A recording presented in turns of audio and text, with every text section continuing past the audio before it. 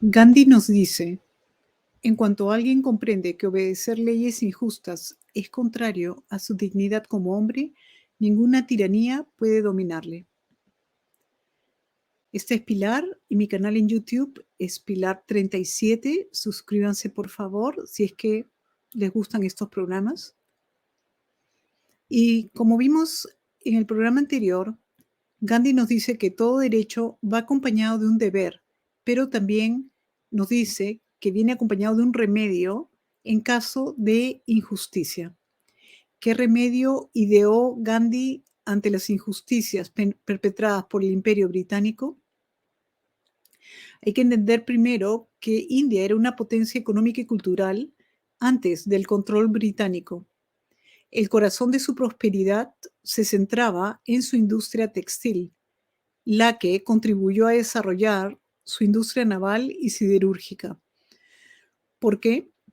Porque la industria textil exportaba muchísimas telas al mundo y esto abrió canales de distribución, rutas marítimas.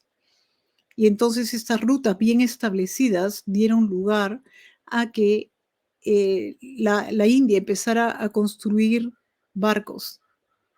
Y se dice que sus barcos no solamente duraban más que los barcos ingleses, estaban mejor construidos, sino que además estéticamente eran más bellos. La participación de la India en la economía mundial descendió de 27 a 3% antes y después de los ingleses. Pasó de exportar manufacturas a exportar materias primas. Hay que entender que India tiene un territorio inmenso. De hecho, se le llama el subcontinente, mientras que Gran Bretaña e Inglaterra es tan solo una isla. Lo mismo con la población. India tiene casi 20% de la población mundial, mientras que Gran Bretaña no llega ni siquiera al 1%.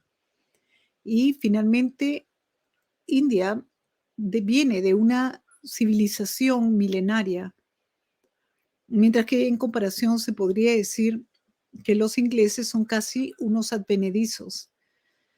Entonces, ¿cómo lograron los británicos destruir India en tan solo un par de siglos? Con la famosa política de divide y vencerás. Gran Bretaña se aprovechó que la India estaba muy dividida y ayudó a dividirla aún más. Atacó el corazón de su economía, es decir, la industria textil. Y terminan por subyugar a los indios, controlando la producción y venta de la sal. La sal es muy importante en la India porque se usaba para preservar los alimentos. Hay que entender que no había refrigeradoras en esa época y que además la India es un país donde hace mucho calor. Entonces la sal era sumamente importante. Y también destruyen la economía de los campesinos con impuestos excesivos y el control de los alimentos. Gandhi no doblegó a los británicos con balas o rebeliones violentas, sino con una marcha pacífica para producir sal, lo que estaba prohibido, y con la producción casera de una tela de algodón a la que llamó Khadi, que hoy se le conoce como tela de la libertad. Gandhi nos dice, si bien considero al gobierno británico en la India una maldición, no considero que los ingleses sean peores que cualquier otra persona sobre la tierra. Tengo el privilegio de considerar a muchos ingleses como amigos muy queridos. Entonces, es muy importante destacar aquí que Gandhi se alinea con una verdad universal, es decir, que todos los seres humanos somos iguales. Y él decía, hay que odiar el pecado, pero hay que amar al pecador. Y todos somos pecadores. La marcha de la sal. En 1835, los británicos prohíben que los indios puedan producir o vender sal. Además, le ponen un impuesto a la sal y si alguien desobedecía era encarcelado por 6 meses. En 1930, Gandhi encabezó una marcha de casi 400 kilómetros durante 3 semanas, que empezó con 78 personas, pero terminó con miles de personas. Cuando llegaron al océano, Gandhi hizo sal evaporando agua de mar y dijo: con estos cristales de sal voy a sacudir la fundación del Imperio Británico. Y realmente eso fue lo que logró. Gandhi y 80,000 personas fueron encarceladas, pero el gobierno británico tuvo que ceder ante la presión internacional e invitó a Gandhi a negociar. Este acto sentó las bases para la independencia de India en 1947. Ahora, Khadi es esta tela de la libertad, es una tela artesanal hecha en casa, y acá lo vemos a Gandhi como está dando el ejemplo, hilando en una rueca muy simple el algodón. Con la destrucción de la industria textil, los artesanos se vieron obligados a migrar al campo.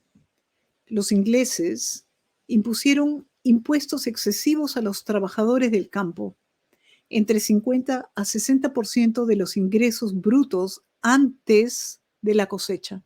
Imagínense, ¿no? O sea que si iba mal la cosecha, igual tenían que pagar y perdían sus tierras. Era como un dominó que iba eh, hundiendo cada vez más y más a la población de India, de haber sido una superpotencia con sus habitantes gozando de un nivel de vida muy alto, los estaba sumiendo cada vez en la miseria, en el peor tipo de miseria. Para añadir todavía más explotación a todo esto, la construcción de una red de ferrocarriles permitió a los ingleses exportar enormes cantidades de granos a Europa, un factor que contribuyó a terribles hambrunas. Los ingleses dieron órdenes estrictas a los periódicos de no mencionar nada sobre estas hambrunas. Es decir, ya desde ese entonces se manipulaba los medios de comunicación. No es nada nuevo. Se estima que 35 millones de personas murieron debido a las hambrunas durante el dominio británico. Aproximadamente 17% de la población. Esto es mucho más que el número de asesinatos bajo Stalin o Mao y 5 veces más que el Holocausto.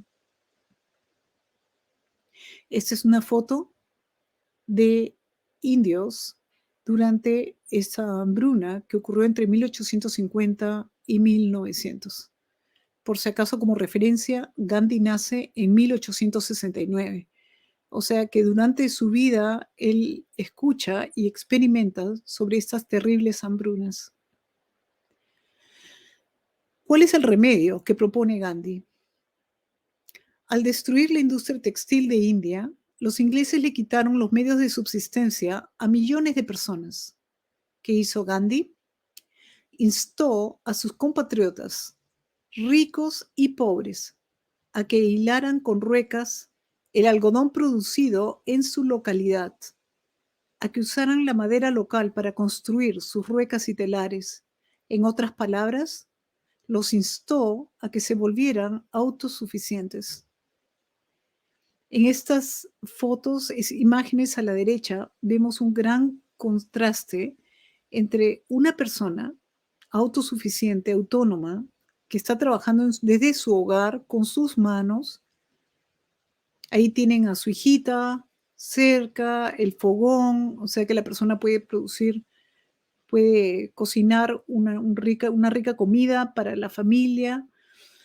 Tiene a su hijita cerca, se ve como una imagen armoniosa, ¿no? Mientras que abajo tenemos una fábrica en Bangladesh de ropa. Imagínense toda esa gente trabajando ahí como robots, ¿no? ¿Dónde están los niños de todos esos empleados? ¿Y qué estará pasando con esos niños? Muy preocupante, ¿no? Entonces, los productos hechos por las personas en sus casas demostraron ser más fuertes que las armas. La gente empezó a usar esta tela llamada khadi como un símbolo de emancipación del Imperio Británico y empezaron a boicotear las tiendas que vendían telas inglesas. La gente de la India empezó a vestirse de una forma nueva, a su propia manera, ya no como les imponían o querían imponerles los ingleses. La conclusión que podríamos sacar de esto es que el control externo solo se desactiva con la autosuficiencia. Ese es el primer ministro de la India, Narendra Modi, y él está ahora empezando otra vez a traer a khadi como una tela que él fomenta para que todos empiecen a usar. Y entonces está pasando de ser la tela de la libertad a la tela de la moda. Les pongo esta imagen a la derecha de un señor que se llama Aaron Fletcher, de acá de Estados Unidos. Es un pastor nómada, tiene 3, 4 ovejas, un carromato muy básico, muy simple, que era jalado por un carnero, ahora ya puso una burra para que lo jale porque está un poco más pesado. Su canal en YouTube se llama 123 Home Free. Acá en Estados Unidos la palabra para una persona que no tiene casa, un mendigo, es homeless. Home, hogar, less, que no tiene hogar. Pero él lo llama home free, que significa que se ha liberado y ya no necesita una casa. Y sus videos son fascinantes. Él está haciendo su propio queso de una forma que a mí me inspira mucho porque yo siempre pensé que se necesitaban de cuevas especiales para fermentar el queso, pero él lo hace de una forma artesanal en su carromato sin ningún tipo de equipo especial. Lo más simple que se puedan imaginar. También hace su propio fieltro, acá lo ven, ¿no? Con el chaleco que le ha hecho y su gorro que ha hecho él mismo. Y también me impresiona muchísimo porque yo tenía la impresión de que era muy complicado hacer el fieltro. Yo traté de hacer fieltro un par de veces y él, la forma como lo hace es tan simple, pero tan simple. Y lo mismo aprendió él a recolectar hierbas. Cuando estaba con sus ovejas iba aprendiendo y ahora él puede eh, recolectar hierbas tanto como comida como para hacer medicina. Perdón, a la izquierda es una casaca de cuero, estamos hablando del 2023, $1,600, imagínense. En este slide vemos que Gandhi nos dice, no hay belleza en la tela más fina si esta produce hambre o infelicidad.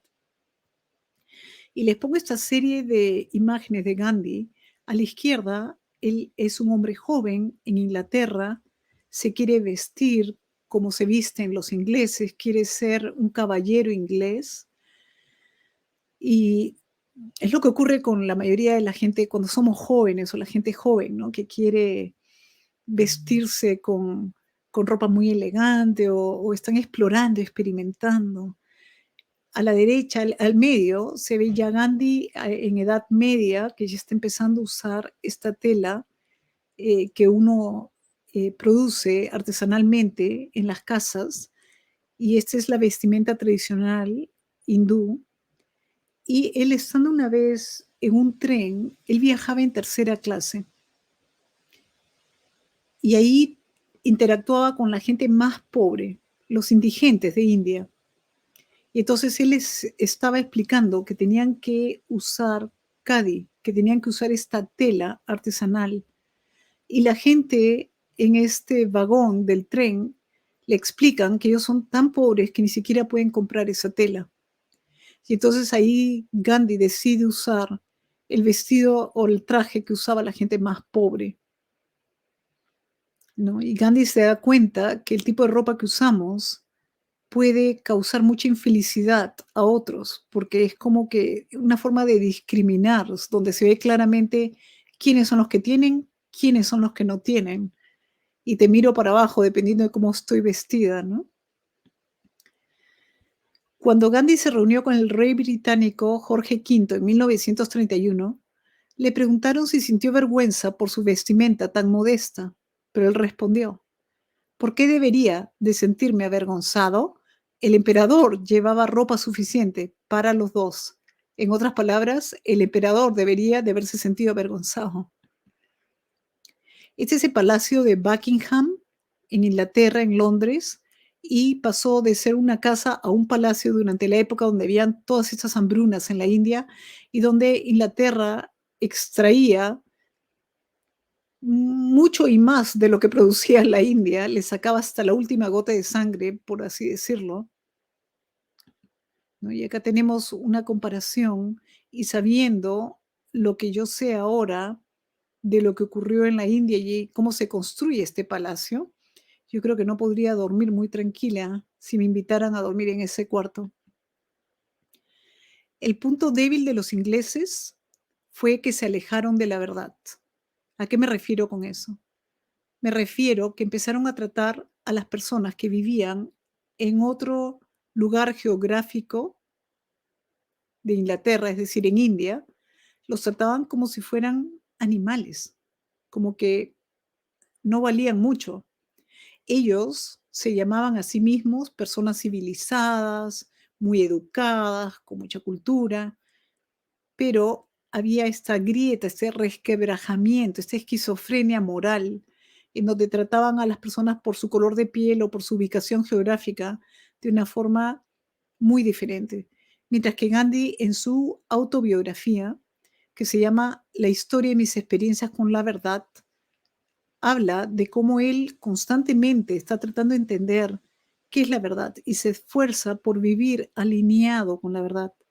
Y es en ese esfuerzo, en ese proceso, que él se da cuenta, descubre esta grieta en el poder del Imperio Británico y sabe aprovechar para un- eh, hacerla cada vez más grande.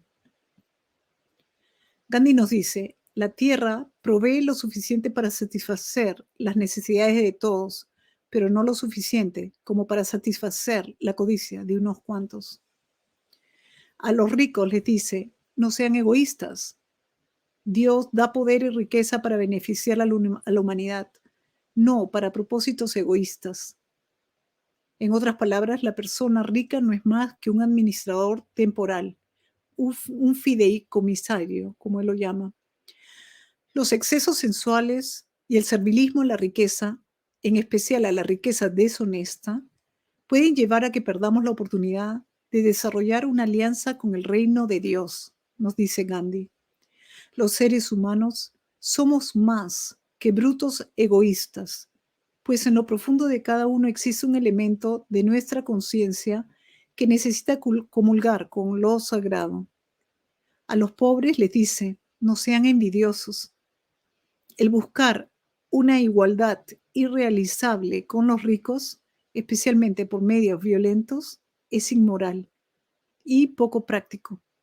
La igualdad económica no significa que cada persona debe de poseer la misma cantidad de bienes que la otra, pero los pobres sí tienen la obligación de resistirse a la usurpación o al desgobierno, pero esta resistencia no debe de adoptar la forma de robo o saqueo. Y vemos arriba a la derecha Gandhi con un amigo inglés que se ve que tiene dinero. Él no discriminaba. Él no trataba a las personas diferentes porque la persona tenía dinero o no tenía dinero o por el color de la piel. Él no sufría de esa esquizofrenia moral. Y abajo lo vemos con trabajadoras textiles de Inglaterra. Imagínense, Inglaterra lleva a la ruina a la India, robándole prácticamente su industria textil, le pone incluso un impuesto a los textiles indios de 80%, porque ni aún con todo lo que hacían podían competir con los textiles de la India. Pero él miren cómo está rodeado por estas trabajadoras textiles de Inglaterra. Y con esto ya termino.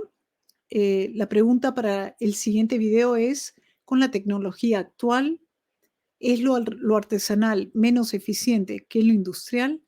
Y nos vamos a dar con la sorpresa de que lo artesanal es igual o más eficiente que lo industrial. Bueno, nos vemos pronto. Muchas gracias.